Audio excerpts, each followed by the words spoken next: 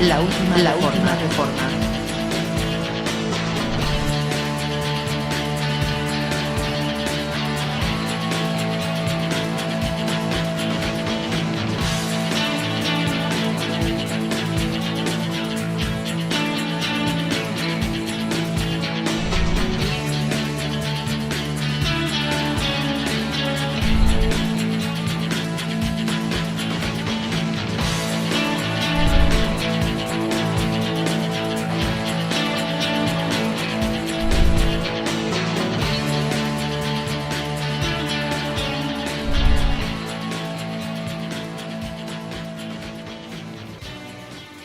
Buenas noches y bienvenido a su programa La Última Reforma. Queremos darle siempre las gracias por la sintonía, dándole siempre el ánimo pues a los televidentes muchas gracias por sintonizarlos el día de hoy. El tema de hoy será Ministerio idóneo a la Iglesia. Y como siempre va a ser dirigido por don Rodolfo Caldera Mejía y don Saúl Emilio Chávez. Siempre queremos recordarle a los fieles televidentes de que nos pueden seguir a través de las redes sociales, así como Twitter. También tenemos canal de YouTube, donde también pueden ver los videos de los temas que se abordan. También pueden comentar. También tenemos Facebook. También el correo electrónico que aparece también, laultimareforma@gmail.com. Bueno, queremos siempre recordarle al televidente de que siempre tenga presente su Biblia, que anote, como siempre, sus notas a todo aquel que es siempre estudioso y le gusta pues llevar al pie de la letra lo que se le está presentando el día de hoy. Queremos mandar un fuerte abrazo y un saludo a Puerto Rico, ya que tenemos amistades por aquellos lados. Un fuerte abrazo de parte de La Última Reforma al muchacho Sadoc y a su primo. Y pues sin más atraso, ya le damos el espacio a don Rodolfo Caldera Mejía y don Saúl Emilio Chávez. Quédese con nosotros, enseguida regresamos.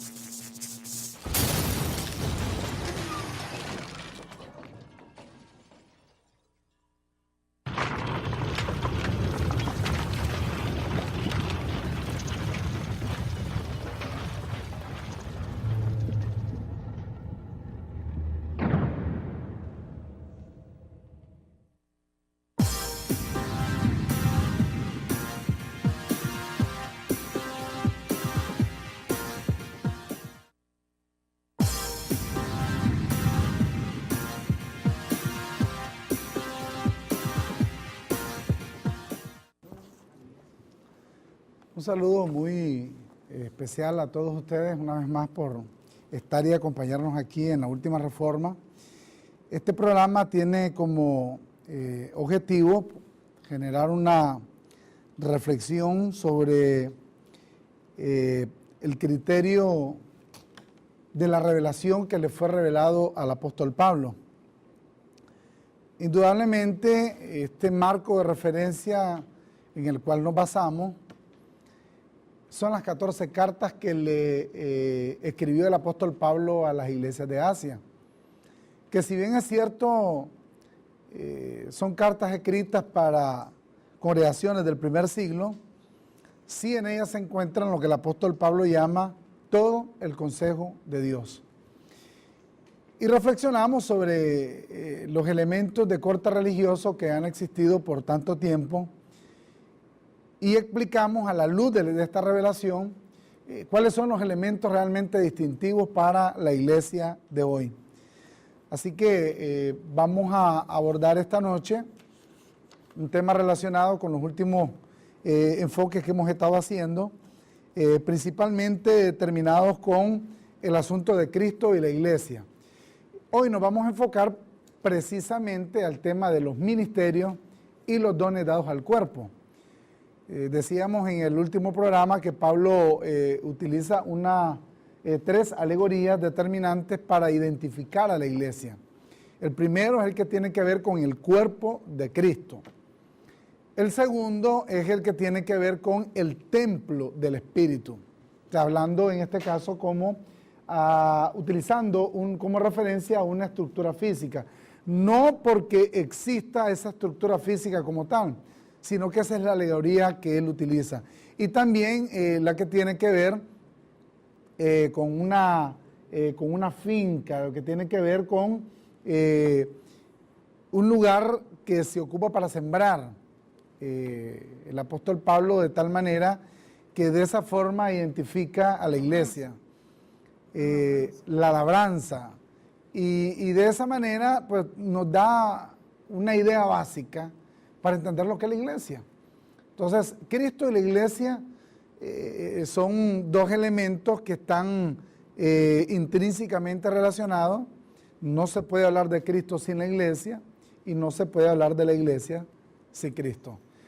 Pues vamos a hablar acerca de los ministerios, como bien les explico, vamos a ver algunos tópicos interesantes porque cuando se habla del cuerpo, se habla de funciones establecidas, hay una funcionalidad. O sea, hay, por así decirlo, una serie de interconexión entre los miembros del cuerpo de Cristo y todos ellos están también intrínsecamente relacionados. No podemos menospreciar de ninguna manera a ninguna parte de esos miembros. Vamos a estar viendo esos tópicos, siempre me acompaña Saúl Emilio Chávez y quien les habla, Rodolfo Caldera Mejía. Siempre instándoles a que nos puedan escribir a nuestro correo electrónico, laultimareforma@gmail.com. Este es el correo que nosotros hemos destinado y hay muchos de ustedes que nos han escrito expresando sus inquietudes, inconformidades incluso en algunas ocasiones, sobre los temas que nosotros estamos aquí compartiendo. Temas que en alguna medida para algunos religiosos resultan ser muy controversiales, muy polémicos, pero este correo está dispuesto y sobre la base del correo que hemos dispuesto y sobre las preguntas que ustedes nos hagan, a veces por las temáticas precisas que abordamos en el programa y por el tiempo que tenemos en el espacio aire, se nos hace muy difícil contestar preguntas que requieren una respuesta bastante extensa y por otro lado preguntas que probablemente no tengan, digamos, relación directa con el tema que nosotros abordamos en el momento. De tal manera que estamos abriendo un nuevo espacio que lo vamos a hacer estrictamente en el canal en YouTube, un espacio, un programa específico solo para contestar tus preguntas.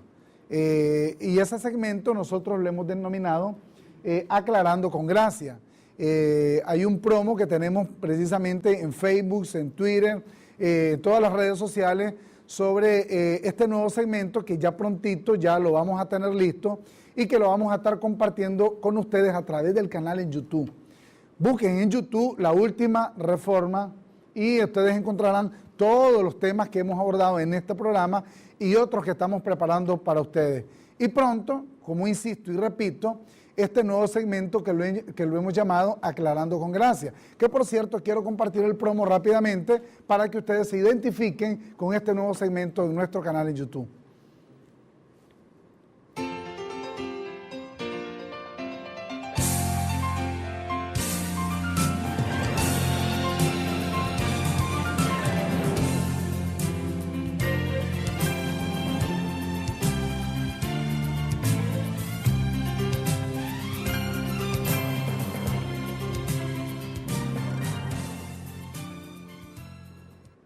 Bien, ese es el promo del nuevo segmento que esperamos que ustedes estén pendientes. Por eso para nosotros es muy importante que ustedes se suscriban al canal para que estén recibiendo las noticias de los nuevos videos que estamos subiendo, de los programas que grabamos aquí en este canal y sobre este nuevo segmento y otros segmentos que en el futuro pronto vamos a estar también abriendo precisamente para aclarar todos estos temas que tienen que ver con el evangelio que le fue revelado al apóstol Pablo. Un saludo muy especial para todos los periodistas del Canal 23, este medio que nos permite poder llegar hasta ustedes y compartir todos estos temas tan polémicos.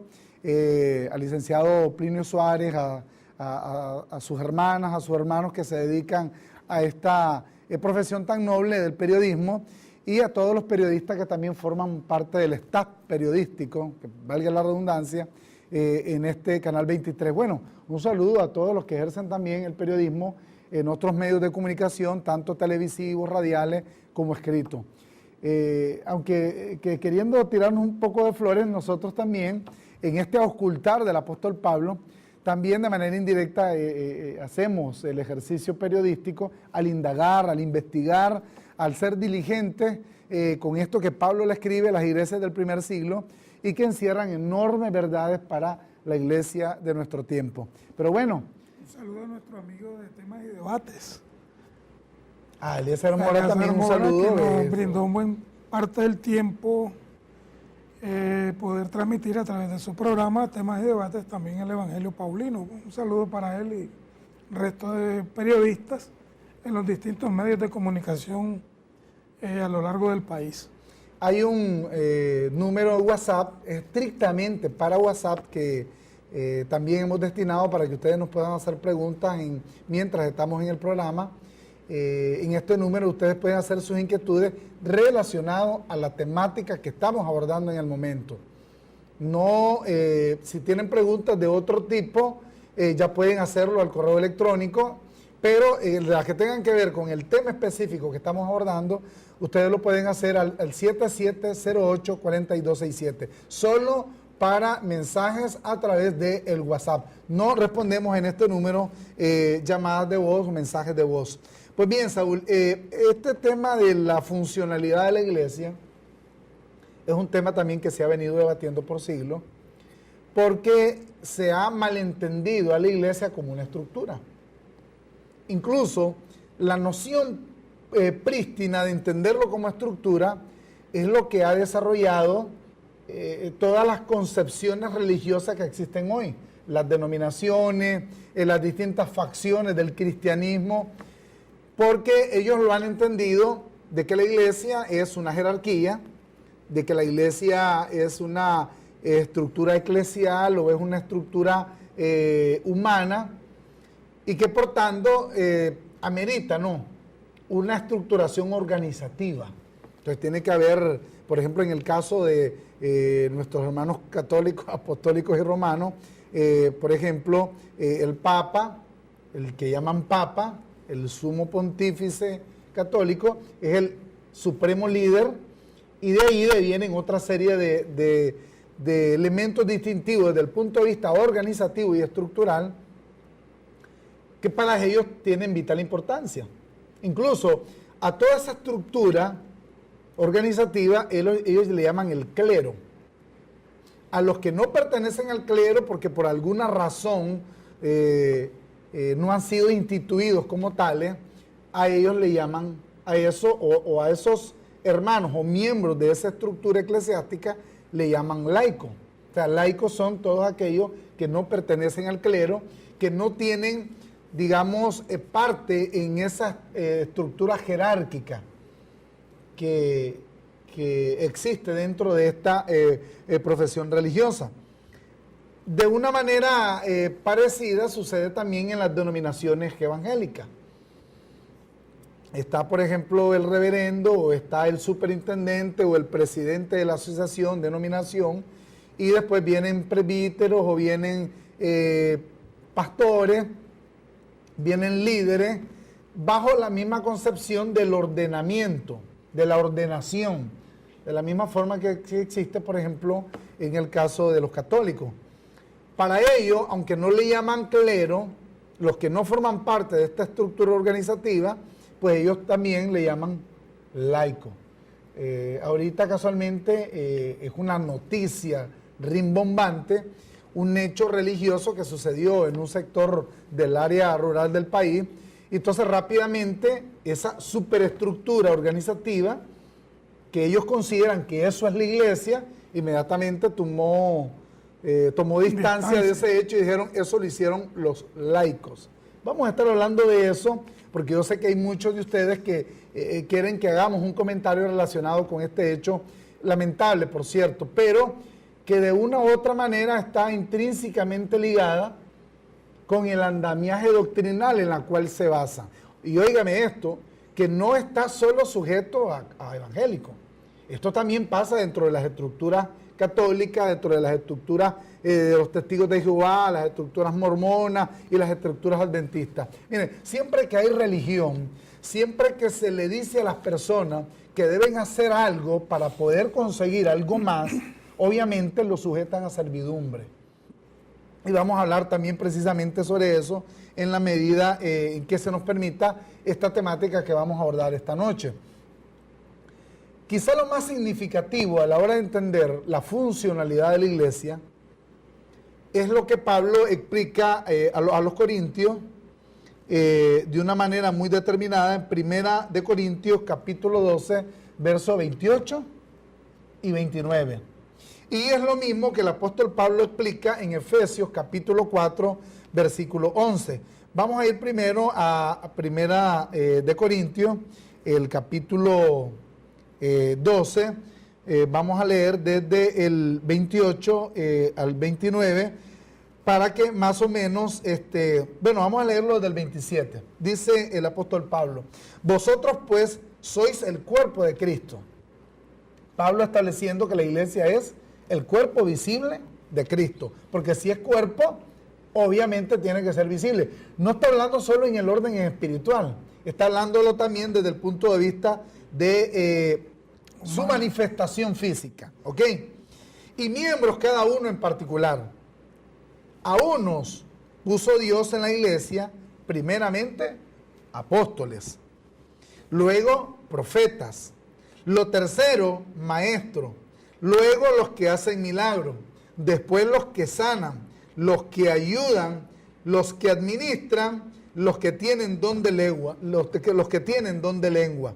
Y luego el apóstol se pregunta, ¿son todos apóstoles? ¿Son todos profetas? ¿Todos maestros? ¿Hacen todos milagros? ¿Tienen todos dones de sanidad? ¿Hablan todos lengua? ¿Interpretan todo? Procurad los dones mejores, y Pablo dice luego, mas yo muestro un camino más excelente. Muchos interpretan lo declarado aquí por el apóstol Pablo como el establecimiento precisamente de eso que acabamos de señalar, de una jerarquía, de una organización, de un liderazgo, por así decirlo, y que obviamente es lo que ha desembocado en las diferentes estructuras organizativas de un cristianismo lleno de vicios, lleno incluso de vacíos, y que han sido llenados a la postre por una serie de consideraciones de lo que doctrinalmente no le fue revelado al apóstol Pablo, que más bien vendría a tener consonancia con el mecanismo que Dios le estableció al pueblo de Israel en el desierto, que ellos mismos llamaban en su momento como la ley de Moisés. Hay una palabra en griego que Pablo acuña, utiliza mucho, y en los tres lugares que mencionaste, por ejemplo, Romanos capítulo 12, primera carta a los Corintios 12, y luego Efesios 4, Pablo relaciona los ministerios que debe haber dentro del cuerpo de Cristo. El primero que pone Pablo es apóstoles, sencillamente por el llamado que él tiene. Y este llamado fue testificado o profetizado por Isaías. Por ejemplo, hay varios versos allí y varios capítulos donde poder ir a conocer el llamado que tuvo el apóstol Pablo para el apostolado que le fue encomendado a él. Quiere decir que Pablo tuvo apostolado y también tuvo una misión apostólica, que son dos cosas, podríamos decir, que van unidas, pero debe haber una separación para poder entenderlas. de ningún otro se profetizó como se profetizó del apóstol Pablo para el llamado a ser apóstol.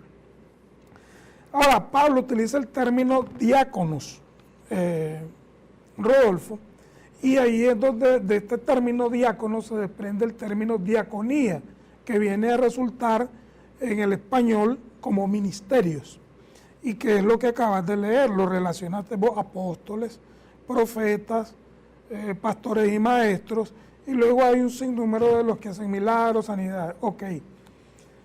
La única carta que Pablo habla de los que hacen milagros, de los que hacen sanidades y hablan en lenguas, es la carta que le escribe a los Corintios. Cuando Pablo le habla a los Efesios o le escribe a los Efesios, Pablo omite los que hacen milagros, los que hacen sanidades, los que hablan en lenguas, y él dice que hay un camino más excelente, que es el amor, pero sobre todo, dice Pablo, que profeticéis. Porque el que profetiza, y hay que aclarar bien esto, no es como el caso que pasó en este lugar remoto, que era el Cortezal, donde se levantó un supuesto profeta, no sé si era dama o caballero, y les hace creer a los demás que tiene una visión o Dios le habló diciendo que hay que purificar a esta dama que falleció, ¿verdad? Que el nombre de ella era Vilma Trujillo García, y que para tal fin hay que meterla al fuego para purificarla. Desde ese momento que esta persona se constituye en un visionario, en un falso profeta, los demás son cómplices en este andamiaje. Ahora, ¿qué sucede? Esto de la profecía, los actuales cristianos de hoy creen que es igual como el profeta del Antiguo Testamento, donde Dios le daba una inspiración y lo hacía que hablara al pueblo de determinada situación que iba a ocurrir.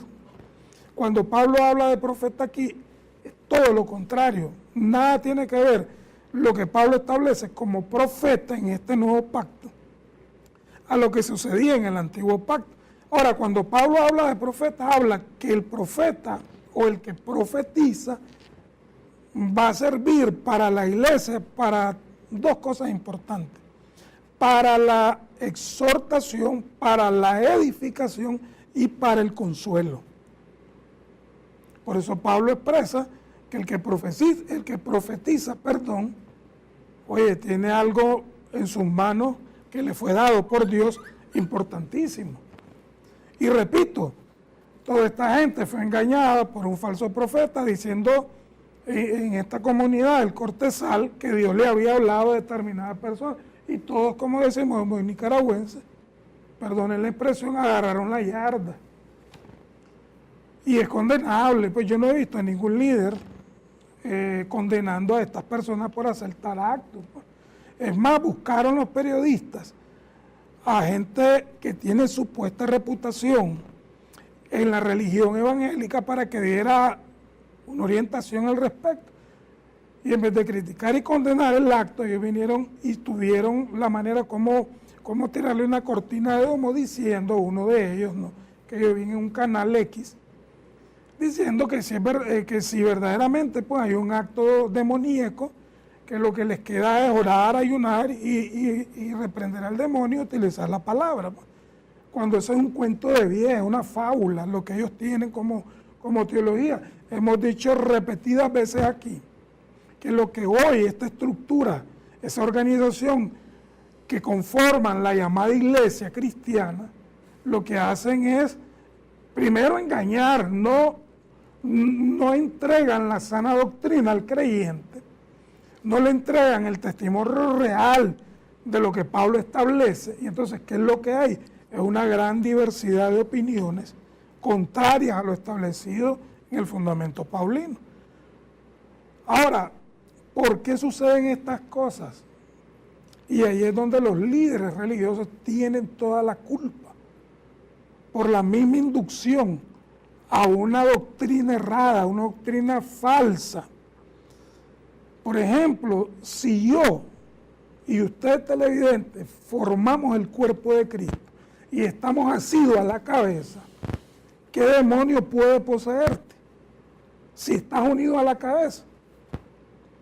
Y yo haría una pregunta, pues, ¿quién diablos le dijo a este falso profeta que Dios le había hablado a él y las otras personas agarraron esa falsedad para constituir un delito? Y esa es la vivencia actual de esta comunidad, de estos grupos religiosos. Porque en toda reunión, Rodolfo, salta el llamado pastor a imponer manos y a sacar demonios, como que si la iglesia del Señor Jesucristo estuviera endemoniada, pues. Desde ahí hay un error garrafal en la doctrina que ellos presentan como doctrina verdadera, pues. Cuando Pablo estructura el carácter de los ministerios, obviamente Pablo está hablando en el sentido de la funcionalidad del cuerpo de Cristo. Y que esa funcionalidad va a tener como fin objetivo lo que Pablo le escribe en el capítulo 4 a los Efesios, a la edificación, a que el cuerpo de Cristo se consolide sobre sí mismo, sobre su coyuntura.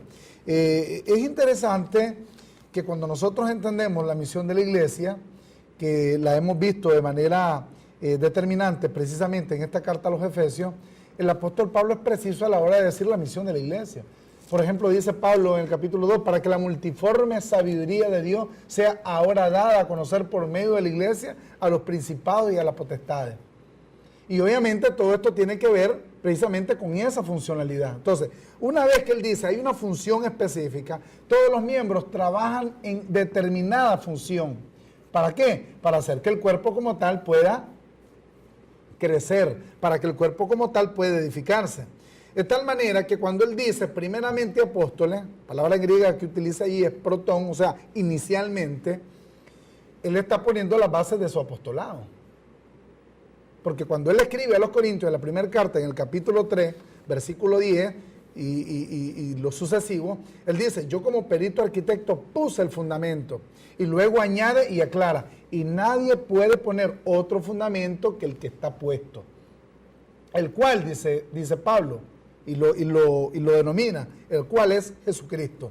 Entonces, ese apostolado solo le fue encomendado a él.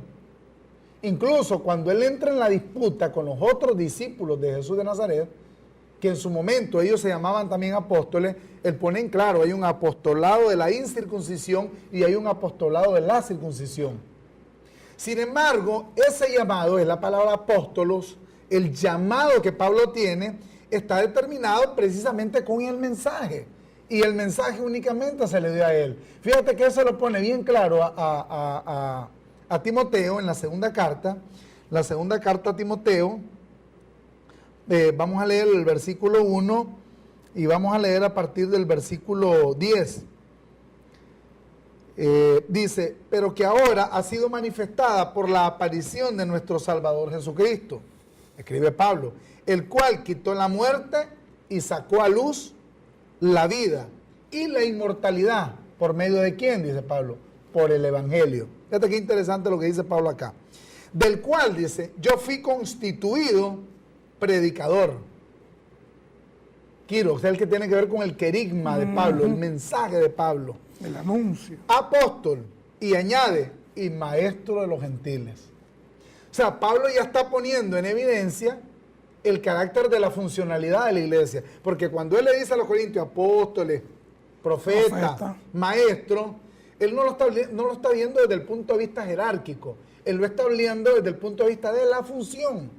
Y él, dentro de la función del cuerpo de Cristo, él es apóstol, y aparte de eso, Pablo se denomina predicador y se denomina también maestro.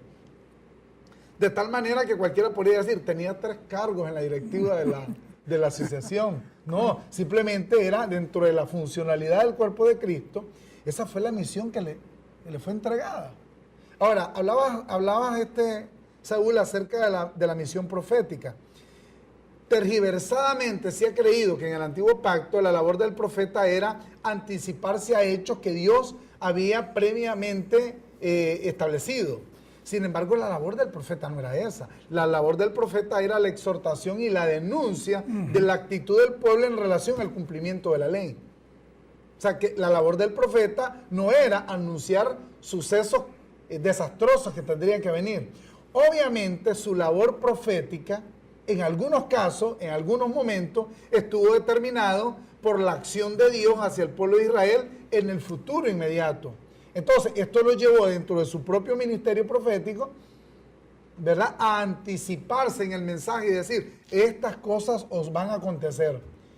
Pero no era la base de la labor profética no era el preludio de las acciones que Dios iba a establecer al pueblo. No, la esencia de su ministerio estaba basada en el mensaje. Y en este caso era el mensaje implícito que Dios les había dado para un momento específico en el tiempo directamente dirigido al pueblo de Israel. ¿Qué sucede ahora? ¿Necesita labor profética la iglesia? Sí, desde el punto de vista de la exhortación, porque en la funcionalidad los miembros tienen que exhortarse unos a otros. Lo que pasa es que también, Saúl, la exhortación ha sido mal entendida. El exhorto tiene que ver con el aviso, con la notificación.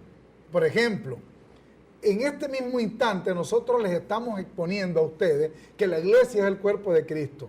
Y les estamos llamando la atención a que la iglesia se presente y la iglesia se revele como el cuerpo de Cristo.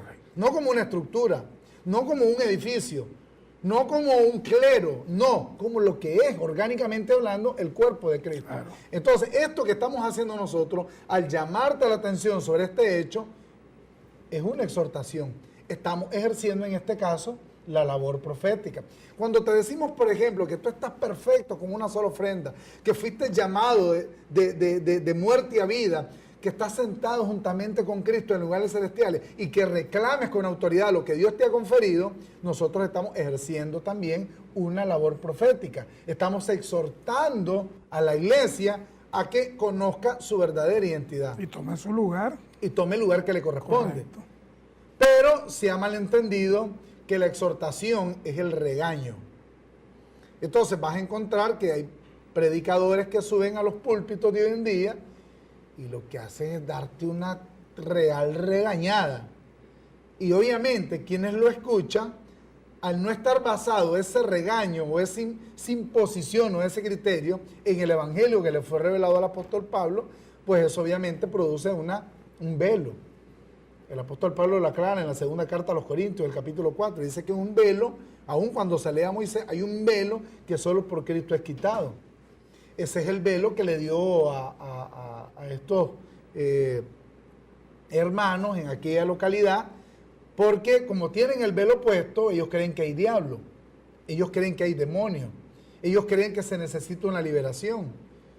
Y obviamente, sesgado por esa apreciación, simplemente fueron presas de su propia naturaleza carnal, porque Pablo es claro, cuando le escribe a los Gálatas en el capítulo 5, del verso 17 en adelante, dice Pablo, manifiestas son las obras de la carne, sí. Hechicería. Lo que pasó ahí fue un acto de hechicería. Es correcto. ¿Pero por causa de qué? De liderazgo religioso. Exacto. O sea, que quienes están siendo expuestos ahorita al escrutinio, no son los líderes. No son los líderes, son estos pobres muchachos que ciegos por el entendimiento equivocado que le han dado sus líderes, fueron presas de sus propias naturalezas religiosas. Fíjate que Pablo determina este tipo de personas, este tipo de hombres, le llama con mentes cauterizadas, presas de sus propias concupiscencias. Por ejemplo, yo puedo ver la actitud de una persona que se llame cristiana, que tenga miles de problemas, puede tener el alcohol, puede fumar droga, pero por el hecho de que ellos están en esa acción, yo no los voy a llevar a un estado en donde practique una hechicería con ellos para exorcizarlos y luego los lleve a quemar, pues, para que producto de eso sean purificados. Esa es la estupidez más grande existente que puede haber en un ser humano. Pero ¿quiénes son los culpables? Son los líderes que utilizan este tipo de doctrina. Si vos ves todas las corrientes religiosas en Nicaragua, denominadas evangélicas, todititos son exorcistas. En cada culto hay el pastor exorcista, sacando demonios a los que ya fueron purificados, santificados y redimidos. O sea, pisoteando el cuerpo de Cristo. Pues si yo estoy pensando que vos tenés un demonio y yo tengo el poder para sacártelo, entonces no habita Cristo en vos, sino que quien habita es el demonio. Y por consiguiente, al estar unidos, digamos, vos a Cristo, entonces Cristo está endemoniado. Esa es la conclusión que ellos tienen. Fíjate que si entendieran lo que Pablo determina para la iglesia, el cuerpo de Cristo, solo si entendieran esa parte. O sea, es el lugar que Dios escogió para habitar. Es la morada. Es la morada de Dios en el Espíritu, el cuerpo de Cristo. ¿Qué demonio va a caber allí? ¿Qué diablo va a caber allí? ¿Qué exorcismo se requerirá? ¿Qué unción necesitas? ¿Qué aceite necesitas? ¿Qué ayuno requerís? Para que el favor de Dios, o el don, digamos, la herencia, pues, sea dada a ninguno. Y no es que estemos haciendo leña del árbol caído, porque es lamentable lo que pasó. De hecho, esta persona está siendo expuesta a un proceso judicial e incluso pues a nivel de gobierno hay una fehaciente disposición para llevarlos a juicio y encarcelar a las personas responsables. Sin embargo, aquí hay un hilo conductor, Saúl. Claro. Aquí hay un hilo conductor. Vos hablabas de la diferencia entre la precisión que hace el apóstol Pablo a los Corintios en la primera carta, que lo acabamos de leer ahorita, y la otra que hace en Efesios, que ya es un poco como más particular. Efesios capítulo 4, versículo 11, dice el apóstol Pablo, y él mismo constituyó a unos apóstoles, a otros profetas, a otros evangelistas, a otros pastores y maestros. Fíjate que ya no lo pone en sentido de ordinal, o sea, ya no los presenta numeradamente como lo hace a los corintios. O sea, dos aspectos que hay que considerar. Primero, que ya no los numera en orden. ¿Por qué? Porque Pablo a los corintios está defendiendo su ministerio. Un momentito, Protón, primero, el apóstol. Yo soy el apóstol de la gracia.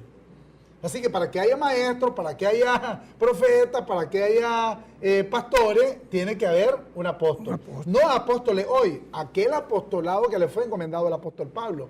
Porque Pablo es claro aquí en Efesios, en Romanos capítulo 1, versículo 5, y dice el apóstol Pablo, y por quien recibimos la gracia y el apostolado para obediencia a la fe en todas las naciones por el amor de su nombre. Pablo estableciendo que le fue conferido un apostolado. Obviamente de ese apostolado se deriva una misión apostólica y es en la cual todos estamos inmersos. Pero ya ese apostolado fue única y exclusivamente para Pablo. El apostolado de la incircuncisión, el apostolado de la gracia, el apostolado del evangelio que le fue encomendado a Pablo, porque no hay otro. Pablo lo explica claramente en el capítulo 1 de Gálatas, dice, no que haya otro, sino que hay unos que pervierten el evangelio. Y la perversión nace de mezclar el evangelio de la incircuncisión con el evangelio que se le encomendó en aquel momento a los discípulos de Jesús, que Pablo lo denomina el apostolado de la circuncisión. Entonces podemos llegar... Lo hace así. ¿Por qué ya no lo menciona de la misma forma a los efesios, Saúl? Precisamente porque los efesios eran una congregación mucho más madura que la de los corintios. Seguro. Por eso es que al final él añade, escribiéndole a los corintios, dice, luego los que hacen milagros, después los que sanan, después los que ayudan, los que administran y los que tienen don de lengua. Porque en Corinto se le daba énfasis a los dones ministeriales, al ejercicio de estos dones. Pero no porque Pablo lo pone con un grado de importancia, donde sí lo hace de manera más relevante es a los efesios. Y fíjate que es interesante porque él le dice a los corintios, yo no puedo hablarle a ustedes como espirituales, yo no puedo hablarles a ustedes como a maduros, yo tengo que hablarles a ustedes como a niños. Casualmente esta semana, hablando precisamente de este tema,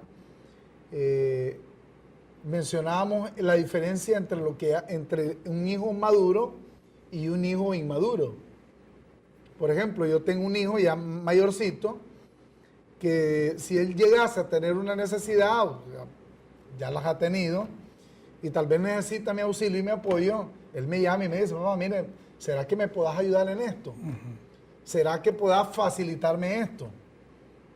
Entonces, él lo mira de una forma responsable. Obviamente, él espera que indefectiblemente a los hechos circunstanciales que se están presentando, pues yo le diga, claro, hijo, contá conmigo, no hay ningún problema.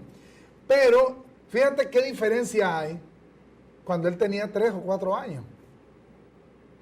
Yo llegaba al súper con él y él quería un juguete, él quería un dulce, era berrinche el que armaba.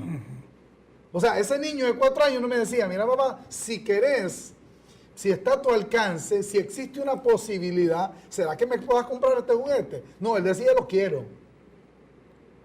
Y él se cerraba y armaba berrinche y se tiraba al suelo. Lo estoy usando como ejemplo, espero que él no se incomode con el mismo, o sea, con el mismo ejemplo. Pero el punto es que ahora que él ya maduró, ya no arma berrinche. Ya no arma berrinche, ya él hace la petición de una forma distinta. Pablo le habla a los corintios como un niño de 4 años. Y ellos armaban berrinche. No, que yo sano a los enfermos. No, que yo impongo manos. No, que yo tengo el don del ayuno. Que yo tengo tales dones. Y armaban unos berrinches extraordinarios porque la gente lo que está haciendo hoy es berrinche. Berrinche. Y ahorita tenemos un familiar enfermo casualmente que estuvo, tú te diste cuenta, Saúl, que estuvo en una situación bastante difícil, complicada, hasta el punto que desde la base médica existió la posibilidad de que no sobreviviera. Y yo escucho gente decir, no es que Dios lo tiene que sanar. Esa es la actitud del niño. Es correcto. No, como Dios no me va a escuchar, ¿qué le pasa? Yo soy su hijo y yo le ordeno, yo declaro que se va a sanar. Berrinche, un niño de 4 años. Porque un hijo maduro no tiene ese tipo de expresiones. Y los corintios estaban metidos en este problema. Fíjate que hay una gran similitud en la organización llamada Iglesia de nuestros días con los corintios. Exactamente están en el mismo método la llamada iglesia de hoy, bueno, siguiendo el mismo ejemplo visto a través de lo que Pablo les escribió, pues todos esos acontecimientos que Pablo tuvo que corregir en esa iglesia. Y es verdad lo que acabas de decir, por ejemplo, hay gente que, bueno, llegó en una ocasión a decir un supuesto pastor que si Dios no le sanaba al enfermo, él era capaz de quemar y botar la Biblia, pues, porque lo que él decía era lo que se tenía que hacer. Entonces vemos una iglesia totalmente niña, en pañales, así, que de cualquier cosa lloran, gritan, saltan, y es lo que hoy ocurre. Entonces hay líderes que se aprovechan de esa insensatez de indoctos que han llegado y han sido seducidos por esta teología diversa que corre rampantemente por estos grupos.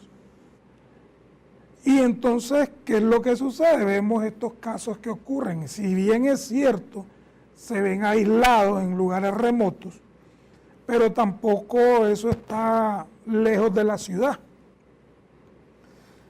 Porque una de las cosas fundamentales que es inexistente, por ejemplo, en estos grupos religiosos, es el Evangelio Paulino. Tienen 12 apóstoles, tienen libros de historia, 4 o 5 libros, incluyendo Hechos de los Apóstoles, y tienen las cartas paulinas, que son algunos versos que utilizan como referencia, como por ejemplo, todo lo puedo en Cristo que me fortalece. Pero del contenido esencial de las 14 cartas, ellos no tienen nada en su mente. Una de las cosas que Pablo llama a la iglesia es a renovar el espíritu de vuestra mente. Y eso cada creyente lo tiene que hacer, no pidiéndole a Dios que baje del cielo un ángel o un soplido o un espíritu que los posea para poder renovar la mente, no.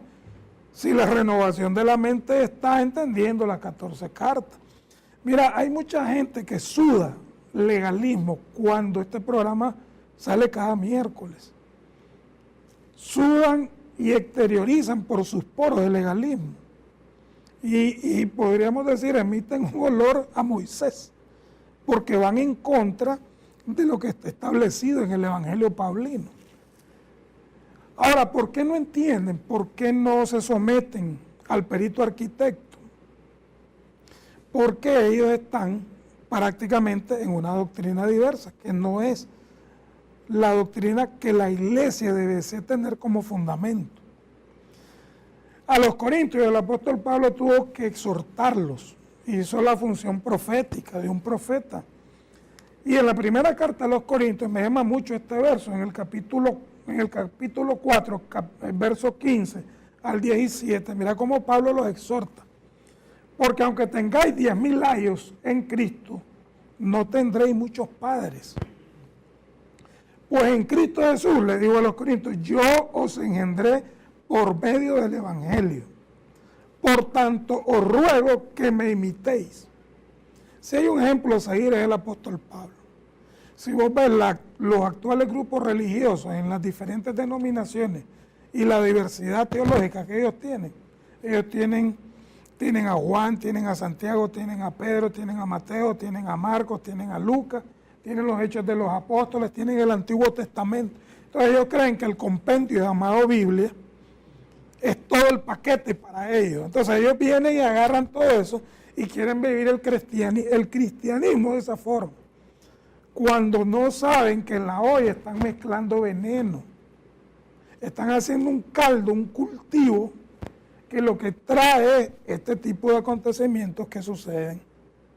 Ahora, cuando una iglesia es madura y la creación está esperando exactamente que los hijos de Dios se manifiesten, porque si nosotros viendo el contenido paulino, lo que vemos es un montón de gente reprobada que se hace llamar cristiano, pero están lejos de ser cristianos.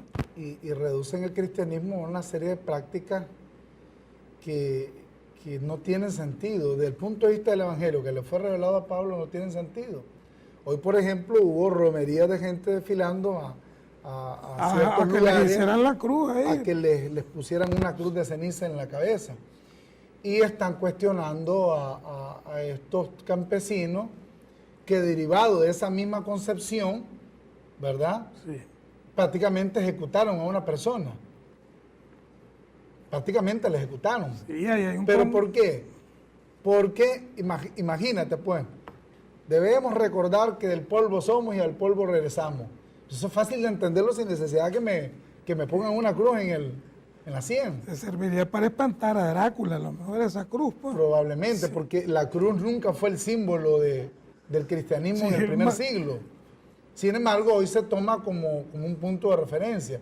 Pero es eso espiritual. O sea, esa ha sido toda la vida la pregunta que le hacemos. Ese es el cristianismo al cristianismo de hoy. O sea, eso es espiritual. Por ejemplo, en el caso del ayuno, eso es espiritual. Las abstinencias, no comas esto, no comas aquello.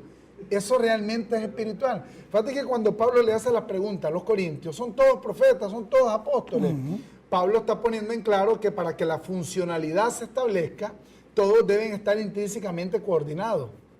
Y obviamente la función del pastor, la función del maestro, la función del profeta está relacionada con el mensaje. Está relacionada con lo que le fue revelado a Pablo. De otra manera no tendría razón de ser el profeta, el apóstol, el maestro, el pastor. Incluso cuando él escribe a los hebreos que vivían en las congregaciones de Asia, en el capítulo 5 de Hebreos, en el versículo 12, les dice: porque debiendo ser ya maestros, tenéis necesidad de que se os vuelva a enseñar cuáles fueron los primeros rudimentos. Y habéis llegado a ser tales que en vez de alimento sólido, lo que ustedes requieren es leche, en el aspecto de la niñez. Entonces, cuando Pablo dice, debieran ser ya maestros, fíjate, él está enfocando el asunto de la funcionalidad. No está diciendo que el maestro es un líder, no está diciendo que el maestro tiene jerarquía, está diciendo que una vez que desarrollamos ese mensaje que le fue revelado a Pablo, ese querigma, que es la palabra en griego para mensaje, para predicación, ese querigma se haga manifiesto en nosotros. Pero ¿qué pasa? ¿Cuál es el mensaje que tiene eco? El mensaje de que hay diablo, el mensaje de que debemos ser purificados, el mensaje de que tenemos pecado. y obviamente nos escuchan a nosotros, fíjate, yo he escuchado a gente decir, esos locos que salen los miércoles, porque lo he escuchado decir, pero yo miro más locura en las congregaciones religiosas de hoy. Por ejemplo, lo que acabamos de mencionar ahorita, el cosito que le hacen aquí en la frente, o el pancito aquel en forma redonda, o por ejemplo, en el caso del don de sanidad, yo nunca me he explicado cómo hay un líder religioso que dice que tiene el don de sanidad, pero donde va a sanar es donde la gente llega a congregarse. O sea, si yo tengo el don de sanidad, pues hay hospitales de sobra. Sí. Gente en las calles que anda en una situación deplorable desde el punto de vista físico. O por ejemplo, si yo tuviese el don de sanación, entonces yo debería buscar gente que anda en silla de ruedas, gente que anda en muleta. En una ocasión yo recuerdo que me dice un líder, no, es que para que la obra de sanación se ejecute, la persona que la recibe debe creerla. Entonces, si la esencia de que la persona recibe la sanidad está en creer, entonces esa persona no necesita el que tiene el don de sanidad. Porque entonces la persona con solo el acto de creer ya le bastaría para ser sanada a ella sin necesidad de un intermediario. O sea, fíjate qué contradicciones. O sea, lo que para ellos nosotros decimos es locura, en definitiva la locura real es la que ellos ejercen por un ministerio erróneo, por un ministerio, desfasado desde el punto de vista del Evangelio del apóstol Pablo. Y eso es lo que sucede hoy en día. Me llama la atención, fíjate que esta organización niña, voy a llamarle así, para determinar, ¿verdad?, por un nombre, denominada iglesia. Hay muchos hoy que se autodenominan apóstoles, otros son siervos apóstoles, ¿verdad? Entonces yo me he preguntado, ¿y qué apostolado tienen estos? Hablando de estas personas, pues, que fueron llamados, les dieron un apostolado, les dieron un evangelio para que no hay. En todo caso, ¿a qué apostolado fueron llamados? Entonces quiere decir que son falsos apóstoles. Y cuando Pablo les escribe a los corintios, habló de los que eran apóstoles antes que él, hablando de los que Jesús llamó primero como discípulos y posteriormente se denominaron apóstoles. Y les dijo claramente, les dijo, porque estos son falsos apóstoles. Ahora, si Pablo fue el llamado, tuvo un llamado y un llamado que hay testimonio del profeta Isaías para ejercer ese llamado, que Dios lo hizo, y luego darle el apostolado con un evangelio, y luego darle una misión. Por eso Pablo es por quien recibimos la gracia, que es la doctrina, y el apostolado, que es la misión. Ahora, ¿de dónde sacan estas personas que actualmente se denominan apóstoles? Yo lo digo, el apóstol fulano de tal, el apóstol sultano de tal. ¿Y qué apostolado tienen? ¿Qué evangelio les encomendaron? En todo caso, son falsos apóstoles, igual que aquellos, porque están en el legalismo. Y repito, esa es una doctrina diversa, contraria a lo que el apóstol Pablo estableció. Por ejemplo, en el programa pasado alguien nos escribió, pienso que fue en algún momento de Creciendo en Gracia, como este servidor, y nos preguntaban qué pasó con José Luis, el apostolado que en algún momento él quiso adjudicarse o se adjudicó, pues. Nosotros a la luz, por ejemplo, de las cartas paulinas, entendimos que él tuvo una función dentro del cuerpo, pero precisamente él no fue llamado para recibir un apostolado y un evangelio. Pablo es el apóstol. ¿De quién él recibió el evangelio? Él recibió de Pablo. Y en un momento que José Luis imitaba a Pablo. Pero ¿qué sucedió? Que llegó un momento en que el ego y también las adulaciones que muchos recibió, lo trajo a una confusión total. Es más, él se autodenominó Jesucristo hombre, tomando una función que no le correspondía. Vamos a continuar la próxima semana, vamos a enfocarnos en esta apreciación de gracia y apostolado. Ese es el tema que vamos a abordar ya de una manera más clara. Muchos nos han preguntado sobre los sucesos que sucedieron allá en Rosita. Los hechos que sucedieron en Rosita desde el punto de vista religioso. Es lamentable. De hecho, ellos están siendo inculpados ahora, van a pasar por un proceso judicial y lo más seguro es que, como toda la sociedad los está cuestionando, lo más seguro es que se les dicte prisión a estas personas. Pero realmente eso que pasó es un hecho aislado. ¿Qué pasa, por ejemplo, con los curas pederastas? Violadores de niños. No hay juicio para ellos. Incluso hay muchos curas que han embarazado mujeres en las congregaciones. Ni siquiera les pasan pensión alimenticia. ¿Quién los juzga a ellos? Fíjate, por ejemplo, en las iglesias evangélicas se llama ayuno de 40 días.